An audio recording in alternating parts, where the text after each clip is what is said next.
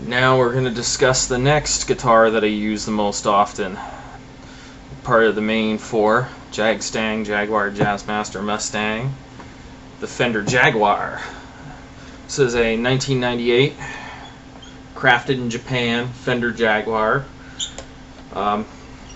Alder body, maple neck, rosewood fretboard. Pretty much all the original parts except for the pickups and the bridge and the pots for the lead circuit. This was another one of those, I bought it this way because it was cheaper than buying one in the offset snob stock configuration, and the original intent of this was to actually return it to stock. Just this decision of buying this was kind of an interesting story. I just sort of fell asleep on the couch one night. I remember I had this crazy dream that I was in a music store that was selling just tons and tons and tons of Jaguars for like pennies on the dollar. So I was thinking so I wake up from this and I've got Jag mania going on up in my head. So all of a sudden I'm like, I gotta get a Jag. I had my first decent job. I was making plenty enough money to make ends meet and buy some luxuries. So I went ahead and got online and hunted around, and all the Jaguars had gone up in price over the last several months. They'd gone from, $500 all the way up to $800 for like the cheapest one, except for two. And I looked on G-Base and found there was this guitar, and then there was a 1994 in Photo Flame, and I love the Photo Flame finish looks because it's like you have the basswood tone and the flame top looks. But I went ahead and saw this, and the Photo Flame had already sold. It was the cheaper one, $450, and there was this at the guitar hanger for $645. And this was my dream guitar since I was 10. I saw how Kurt Cobain using them and everybody else, and I thought they were the coolest looking guitar ever made. I mean, the Jaguar, just face it, this thing looks cool. It's got switches and knobs everywhere, all this chrome. It looks kind of like an alien space weapon, The metal guys, Dime talks about, the Dean ML, the Razorback, and all that looking like, weapons to me. They look like something you'd stab somebody with, granted. But this looks like it would pop a laser out of somewhere and cut somebody with a laser, which to me is a little more scary because lasers can go through a lot of more things than just, a blunt object. But anyway, enough of my silliness aside. I bought this for $645. Had the longest 2 weeks waiting for it to arrive, and when it finally arrived, and it didn't look the same as this. Basically, I bought it with the intention of returning it to stock. It had the cool rails already in it, and it had a tune-o-matic bridge on it. Cue up the picture. So it stayed like that for about half a year, and I kept swapping out knobs on it and stuff and doing other things I like to do with it. Strung it up with nines, which all offset people tell you not to do. And I found I really like a Jaguar on nines. What happened was I waited about midsummer 2006, and I started doing a whole bunch of upgrades to it. I bought a Vibramute for it, the little flip-up mute. I just eventually took it off because this guitar just plays a lot slicker without it. I put these, and I'll show you, this is the first time I've probably revealed this on YouTube, is the pickups are actually mounted in cut-off Fender Jaguar pickup covers. And they have two larger screws on them because the cool rails are shorter than Jaguar pickups. The decision to keep the cool rails was because I compared the sound of this to a very memorable sound that I recall many years ago. The first Fender Jaguar I ever played, a 1963. It was beat up old relic, but my God, it sounded just, oh my God, that thing could have eaten a flying V for breakfast and picked its pickup teeth with the splinters. I mean, it was, to anthropomorphize a little too much. Anyway, I went ahead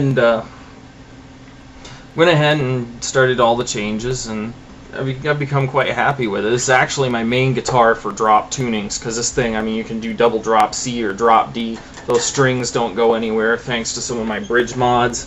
I added stronger springs to the low and high E saddles and put a shorter screw on the bass side so that it wouldn't buzz against the string.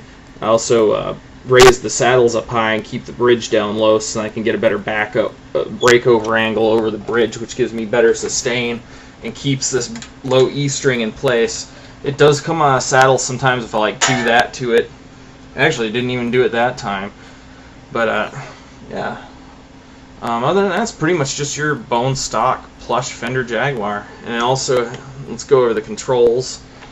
A lot of people don't know what the controls on the Jaguar do, much less mine, which only differ in one way.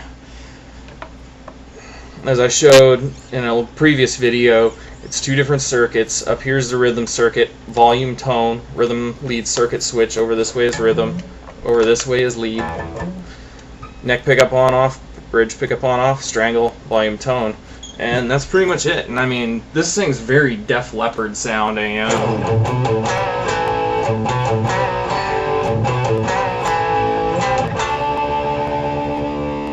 Yeah, you put it back in tune a little bit.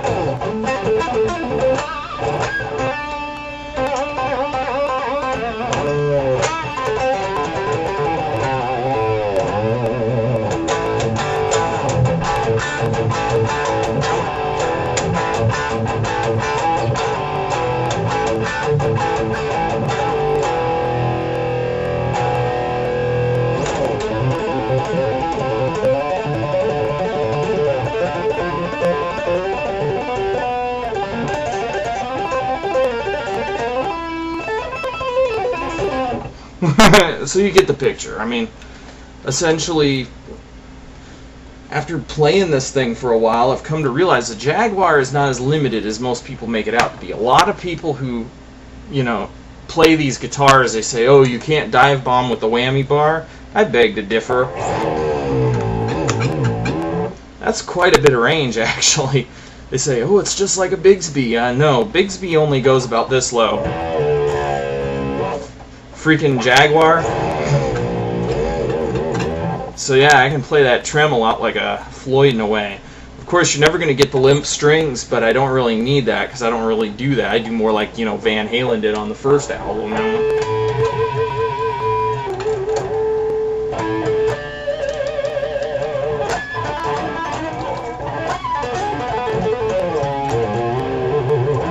And never mind my shitty mistakes because I'm not used to playing in that position. That's the whole thing I kind of liked about it. I like the tonal variety. Oh, yeah, I have this switch here. It gives me a little thinner sound.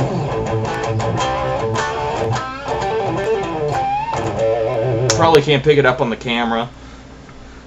You know, but yeah, that's what I mainly use it for, is that hard rock kind of stuff. And I use it for drop D a lot, you know.